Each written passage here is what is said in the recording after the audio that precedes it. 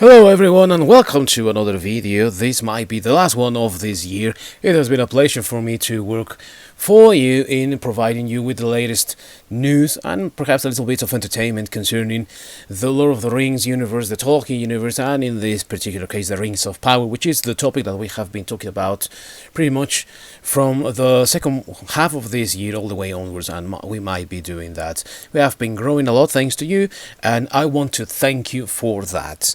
But today we are going to deal with an article that comes from Boundary to Comics, which is one of the best options out there to counter CBR and Bleeding Cool, which are just fake news sites at this point, considering that they have nothing to offer anymore to the fandom. And this one talks about how Amazon executive Vernon Saunders is doubling down on the diversity for Middle-earth in Season 2 of Rings of Power, and how we have no information yet of Season 3 that has not been greenlit, and all that is concerning fans, and only with the intention of for all of you to have this information firsthand and decide for yourselves whether we should consider this or not, and also how to address it. So without any further ado, let's dive into the article.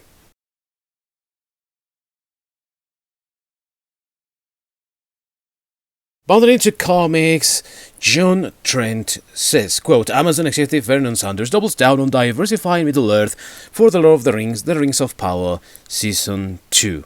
And the situation, the information, comes from an interview with Deadlines, and there Saunders was asked the following, quote, from the Season 2 cast addition announcements so far, it appears that you are continuing to bring diversity to Middle-earth. Can you speak about that and tease more familiar characters from the lore that we can expect? And Saunders responded, quote, the series continues to be cast from all around the world. We think that represents the show that we created in Season 1, and we are doing the same thing with Season 2. We are trying to find the best actor for the role, end quote.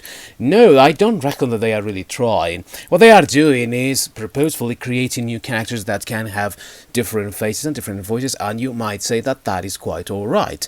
But considering also that they do it with the intention of subverting expectations, aka Sophia Nonvete playing a dwarf that has no beard, when in fact in the very same material that Amazon is supposedly adapting, it is stated that dwarves do have beards. But you can expect something like that from companies like Amazon, like Disney, Warner, that try every single time to anger the fandom for the sake of controversy, because that is what is selling right now. It doesn't matter whether your work is consistent, whether your work has good writing or good directing. The important thing is the word of mouth, and if that word of mouth is controversial, even better, because that means that we are a success.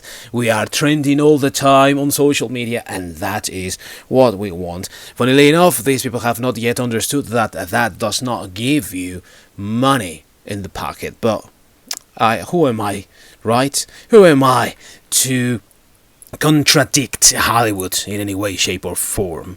Saunders continued, quote, we have already announced that there will be some characters from the lore.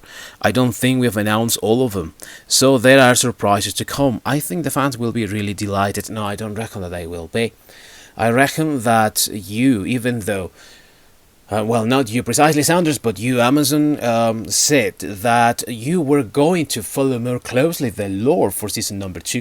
That is not going to be the case, and we are going to have even more deviations from the lore, and that stands to reason, considering that that's what happens in Season number 1. So it's going to be the same thing for Season number 2. They can't course correct and expect the fans to just bite it all up, you know? One of the things that has had the fans of The Witcher, you know, standing up against what Netflix is doing is precisely that they are not following the law, and that many things might be in direct conflict with what has already been done before. And because of that, if you now pay attention, Blood Origin is having a terrible time right now, ever since it was released on December the 25th, and it has not really been well received by the fandom. And as a matter of fact, I think not even the normies, or what you would call the normies, have received it with open arms.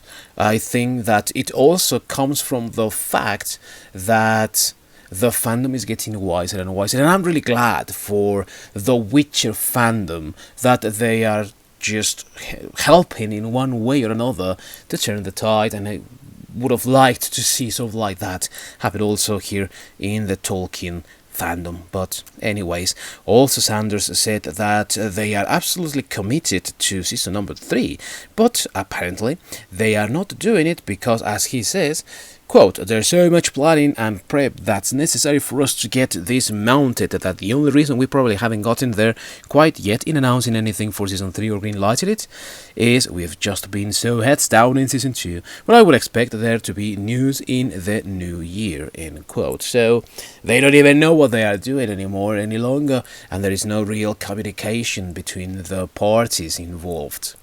It's to be expected as well, because if you remember the total chaos and disarray from the marketing department in announcing that these are so diverse, stunning and brave, which is the same playbook that right now Blood Origin is following and that is causing its own demise. Well, it's all the same thing from these people, right?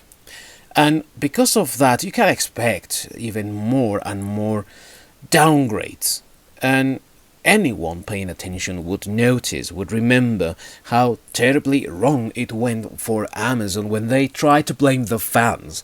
Whether using the actors for this thing, like Morphy Clark, asking people to shut up, or whether they used the old cast members from the original Lord of the Rings, like Sean Astin and Billy Boyd and all those arseholes. Well, it doesn't matter really, because people are getting wiser and wiser to these terrible tactics, terrible techniques that these people are currently using in trying to destroy and discredit the fandom.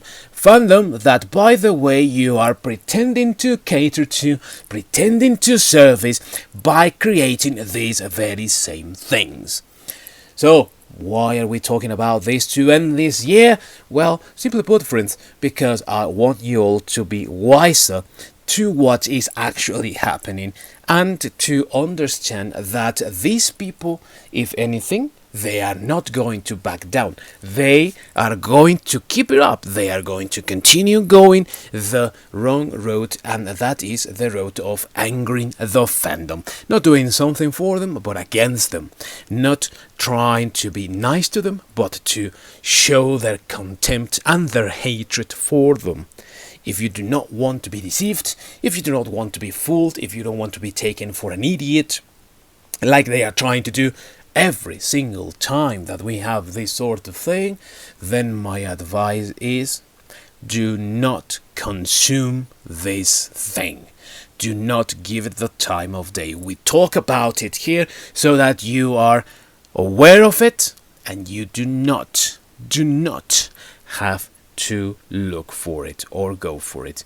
Those are my Viking views. Let me know yours down below in the comments. Thank you very much for watching. Hope everyone has an excellent on and off the year and an excellent beginning of 2023. And I will see you here next year, of course, but also next time.